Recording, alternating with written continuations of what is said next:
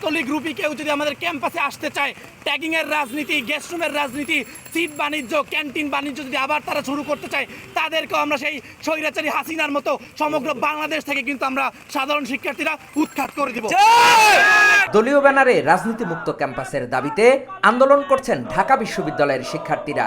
তারা মনে করেন সব ধরনের অপকর্মের মূলেই রয়েছে ক্যাম্পাসে ছাত্র শিক্ষক কর্মকর্তা কর্মচারীদের দলীয় ব্যানারে রাজনীতি। তবে শিক্ষার্থীদের রাজনীতি সচেতনতার জন্য ডাকসুকে সক্রিয় করারও দাবি জানান শিক্ষার্থীরা। আমরা চাই যে আগামীতে ছাত্রদল, ছাত্র শিবির এবং আরও যারা মানে এই যে রাজনৈতিক ব্যানারে যারা হচ্ছে দল হিসেবে মানে নির্বাচিত হবে এবং তাদের আন্ডারে যারা যে এজেন্ডা বাস্তবায়ন করতে আসবে, তারা যেন সেই এজেন্ডা বাস্তবায়ন করতে না পারে। কারণ এই এজেন্ডা যখন বাস্তবায়ন করতে পারবে তখন তারা আবার স্বৈরাচার যে শেখ হাসিনার মতো ওই রকম একটা এজেন্ডা নিয়ে আসবে এবং আমাদেরকে আবার ওই আগের কালচারে ফিরে যেতে হবে। দলীয় ব্যানারে রাজনীতি করলে মূলত এখন যে সিস্টেমটা চালু ছিল আমাদের ঢাকা বিশ্ববিদ্যালয়ে, যেমন গেস্ট রুম এবং গণরুম, এই দুইটা তো অবভিয়াসলি আমরা আশা করতেছি যে এবং ভয়ও পাচ্ছি, এটা নিয়ে আতঙ্কিত আছি যে এই জিনিসগুলো আবার ফিরে আসবে। আপনারা দেখবেন যদি আমাদের যে ডাকসু ইলেকশন আছে, এই ইলেকশনও যদি দলীয় ব্যানারে হয়, সেক্ষেত্রে দেখা যাবে যে দলীয় যে নেতাকর্মীরা, এই নেতাকর্মীরা একটা দলের মদতপুষ্ট হয়ে সেই দলের তাদের যে এজেন্ডা আছে সেগুলো ক্যাম্পাসে বাস্তবায়ন করার চেষ্টা করবে। আমরা যদি এখনই দলীয় রাজনীতি বন্ধ না করি তাহলে দেখা যাবে যে এই সেম জিনিসটা বারবার আমাদের একটা সার্কেলের মধ্যে থাকবো। এমনকি যে সরকার পরিবর্তন হবে, সরকার পরিবর্তনের সাথে দেখা যাবে যে এই সরকারের যে মদতপুষ্ট বাহিনী আছে, স্টুডেন্ট ইউনিয়ন আছে, তারা আবার প্রতিবার তারা এই ছাত্রলীগের মতোই বিভিন্ন নানান রঙে নানান নামে তারা ক্যাম্পাসে প্রত্যাবর্তন করবে। শিক্ষার্থীরা জানান বিশ্ববিদ্যালয়ে শিক্ষক শিক্ষার্থীদের মাঝে বন্ধুত্বপূর্ণ সম্পর্ক এবং দলীয় ব্যানারে রাজনীতি বন্ধ করা সময়ের দাবি।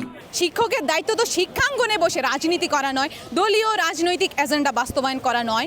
তাহলে কেন শিক্ষক দলীয় রাজনীতি থাকবে? শিক্ষক রাজনীতি সচেতন থাকবেন, কিন্তু শিক্ষক শিক্ষাঙ্গনে বসে দলীয় রাজনীতি কেন করবে? ক্লাসরুমে, তার বাসভবনে, তার ক্যাম্পাসে দলীয় রাজনীতির এজেন্ডা বাস্তবায়ন করবে না। যখন একটা দল সরকার গঠন করে তখন ওই সরকারের অধীনস্থ যারা আমাদের শিক্ষক আছে, ছাত্ররা আছে, তারা মানে হুমড়ি খেয়ে পড়ে যায় ক্যাম্পাসটাকে শোষণ করার জন্য। এখানে অনেক সংগঠন আছে যারা হচ্ছে যখন নাকি এরকম ছাত্রলীগের দখলদারিত্ব ছিল বা ওদের একটা মানে আগ্রাসন ভিত্তিক রাজনীতি চলছিল, তখন অনেক সংগঠন ছাত্রদের পক্ষে, সেটা নিপীড়ন বিরোধী শিক্ষার্থী মঞ্চ হোক বা সেটা হচ্ছে অন্যান্য ছাত্র সংগঠন যেগুলো আছে সেগুলো হোক, তারা মানে বৈধ সিটের দাবি নিয়ে বা খাদ্যের মান নিয়ে বিভিন্ন বিষয় নিয়ে কথা বলছে।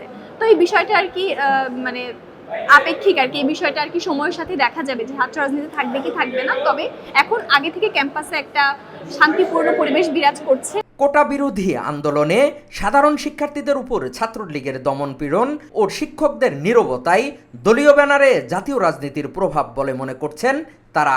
আজকে আমাদের যে আন্দোলন, সেই আন্দোলনটা মূলত আমাদের ঢাকা বিশ্ববিদ্যালয় প্রাণের ক্যাম্পাসে সকল প্রকার দলীয় ছাত্র শিক্ষক কর্মকর্তা কর্মচারী রাজনীতির বিরুদ্ধে। ক্যাম্পাসে ছাত্র শিক্ষক কর্মকর্তা কর্মচারী রাজনীতির যে কুফল, সে কুফল বলতে গেলে হয়তোবা পৃষ্ঠার পর পৃষ্ঠা আমাকে লিখতে হবে। হলে দিবালোকের মতো সত্য, গেস্ট রুম কালচার, গণরুম কালচার কতটা নিষ্পেষিত, নিপীড়িত করে একজন শিক্ষার্থীকে। কিন্তু এত কিছু জানার পর শুধুমাত্র দলীয়করণের কারণে বা দলীয় এজেন্ডা বাস্তবায়নের কারণে কোনো শিক্ষকই এটার বিরুদ্ধে কোনো কথা বলে না। শিক্ষার্থীদের আশঙ্কা, দলীয় ব্যানারে জাতীয় রাজনীতি শিক্ষা ও শিক্ষাঙ্গনকে ধ্বংস করছে। এখনই এই অপরাজনীতি বন্ধ করা না হলে আগামীতে নতুন কোনো স্বৈরাচারের জন্ম হবে। হাকিম মাহি, ঢাকা জার্নাল।